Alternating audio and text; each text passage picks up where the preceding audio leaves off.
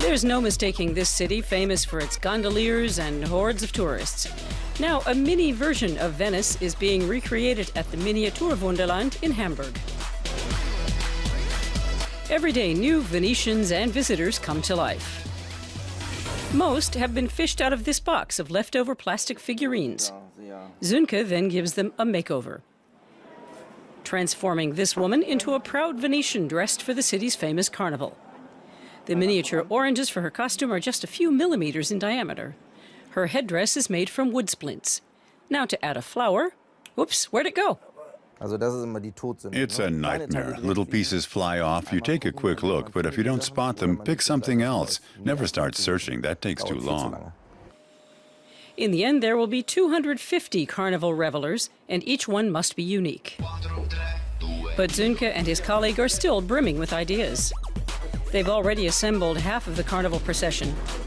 Project leader Tobias is waiting to see how they'll look on St. Mark's Square. To add a realistic touch, Venice's main piazza is to be regularly flooded with water. They tried it first with real water. We did a lot of tests, tried everything out, but it never looked just the way we wanted it to. Because water doesn't act the way it should for that scale. It just acts like water always does. So in their version of Venice, the water is really artificial resin. The model makers had to design the water scenes early on, as no figure could just plunge into the canal later. These boats are made from electric toothbrushes. They've been tested but not yet perfected, so the mini gondolas aren't going anywhere just yet. But elsewhere, Venice is bustling with activity, and Stefan is responsible for that. He's working, but not intensively enough for me. Why? I don't know. Wait, I'll move the boat a little. Maybe that's it. His gondola builder is now hard at work. In future, these animals will move about too. Right now, Stefan is working on the pigeons, which are smaller than the head of a pin. He'll have them pecking around St. Mark's Square with the help of a magnet. The pigeons are the smallest things I've ever had to set in motion before. They're barely a millimeter in diameter, so it's really tough. If I do this much longer, I'll need glasses.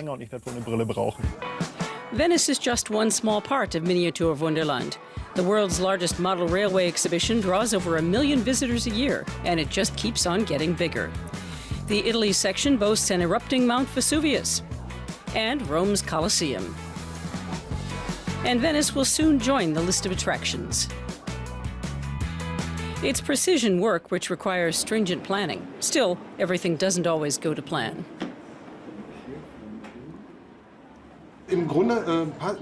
Basically, the computer calculations ensure that everything fits. But when you're building things on this scale here, you might find that it's a ½ millimeter bigger, and with the paint on it, a whole millimeter, which then has to be removed somewhere. Every building will be illuminated. Jenny is putting in wiring to make this one light up. From the cozy rooftop flat to the post office sign, the lighting creates the right mood. So they've decided to use warm white LEDs. We've chosen that for all of Venice because cool white light always has a bluish tint to it, and it doesn't look very romantic. And when night falls over the miniature of Venice, Jenny's lights give the Italian city a whole new atmosphere. The computer-controlled LEDs bring some very comical scenes to light, like the woman chatting with a dog at a bistro, or the motorboat, which slices a gondola in half. This mini version of Venice has plenty of surprises in store and reveals a lot about its creator's sense of humor, too.